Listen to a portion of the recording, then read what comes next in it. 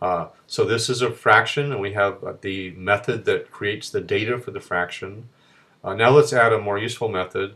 If we just print F1, let's see what happens. So you'll see it printed 1 and 2, those are the first two prints. And then when it said to print F1, it just prints main.fraction object at, and it gives a, well, this is actually a hexadecimal number representing a place in memory. And that's actually the unique number that represents the place in memory where the object is. That's why it says object at this place in memory.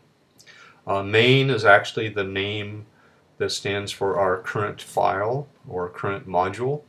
And so fraction is defined in this module, so this is a reference to that. So it's not very useful that it prints this. I mean, we can see we have a fraction object, so you can see the type, you can see where it is. That's about all the information you want. Now, what would you like to happen? This is what the magic methods are for. So when you print something, what print does is it looks at this object and it basically calls the thing to say, how do you want to represent yourself as a string, as a fraction object? So if you want to actually have something different than this, you have to define that method. So that's called the REPL method, D-E-F-R-E-P-R, or representation method. So it's a magic method. Just hit enter, and then we want to return a string that represents how we would want fractions to look. So what we're going to do is we're going to make a string where we convert the self.num to a string. Oops.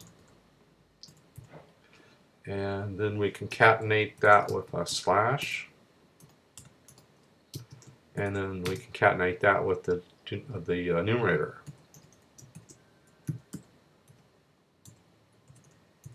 Now you may get right now that anytime you want to refer to the actual data that belongs to the object, you have to preface it with self, because the data always is part of the object. And the object, the current object, is always pointed to by self. So self, you can think of, when you get into this method, self will always be whatever was before the dot that invoked it. So we're going to invoke F1 here. So when it comes into here, F1 is going to refer to, self is going to refer to whatever F1 was when it came in. And so now this is going to return the numerator of F1 and the denominator F1. So now let's see if this works. And so it should print, see, it prints 1/2. So we have some more useful things. So those are some basics here. Now, you can see that's what they did here. They call top and bottom. So you can name your parameters, and this we haven't done yet. So let's go modify it to match this. So the way we have it now, every time we create a fraction, it just creates 1/2. Well, we'd like to specify. So in the initializer, you can specify arguments that you want to expect the parameters to fill in. So we'll say top, comma bottom. And instead of setting numerator to 1, we'll set it to top. And instead of denominator to 2, we'll set it to bottom. So now, instead of doing new fraction with no parameters, we'll say, well, let's just do 2/3.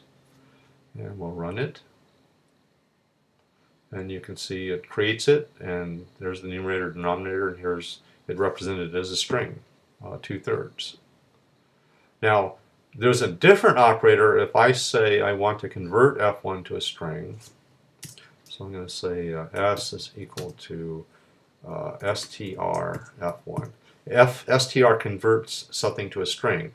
So this is asking this object to convert itself to a string, and let's output S, and let's see what it does. So we do that, and it works. So this REPR, if you define that, it will tell it basically this is how I convert myself to a string. So that's an important thing to add.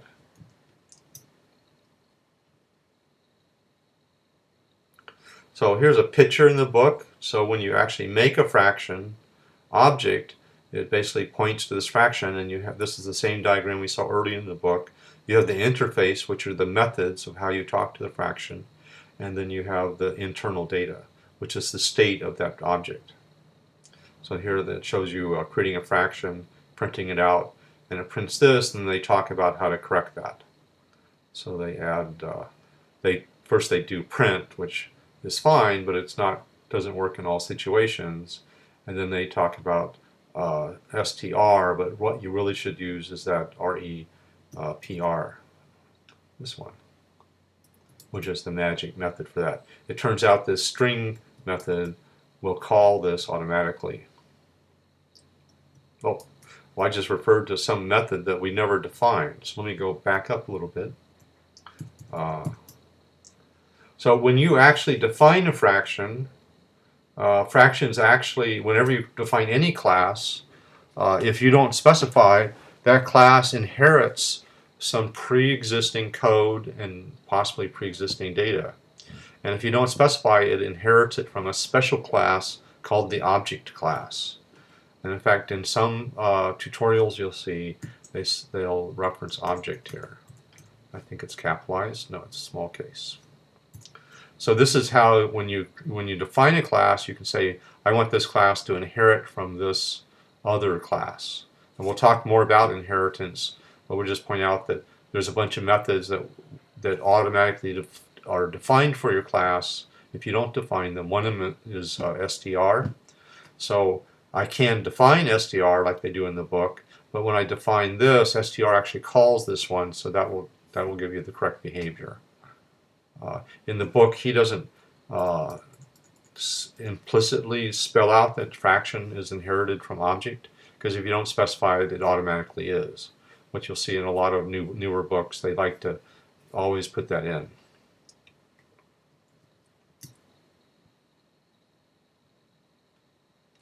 So now there's a lot of other magic methods. So let's suppose you want to add two fractions. You want to have a fraction f1 and f2, and you want to add them together. You have to define the add method. So now you can call these methods directly. So if you want to add f1 and f2 and you've defined this method, you can do that.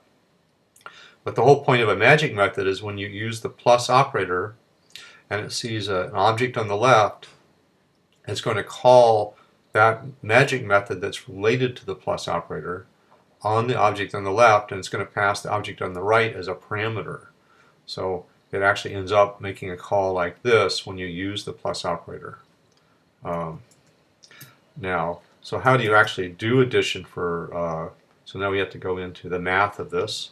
So if you want to add two fractions, if you remember, you have to have a common denominator, and then you can just add the numerators together. So first you have to change these so they have a common denominator. So a little bit of math, if you multiply the same value on the top and the bottom, you have the same basic fraction.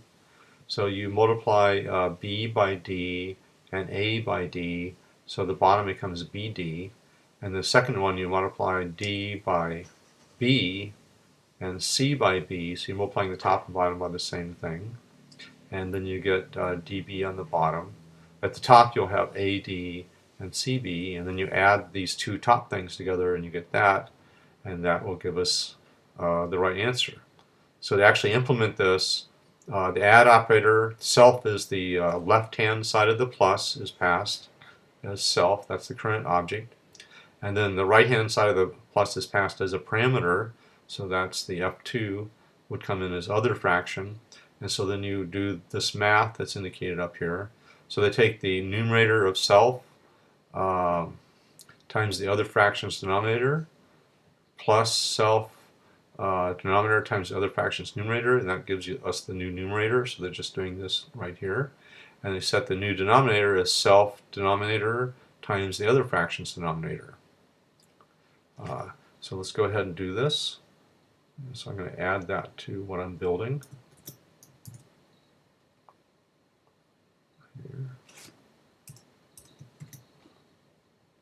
Okay, take off this little extra. So now we can add two fractions. So let's make two fractions. Let's add 2/3 equal fraction and 1/2.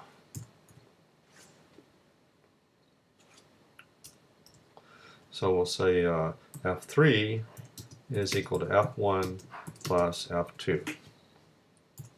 And then let's print F3. We'll run it. And you'll see it says 7/6. So is it correct?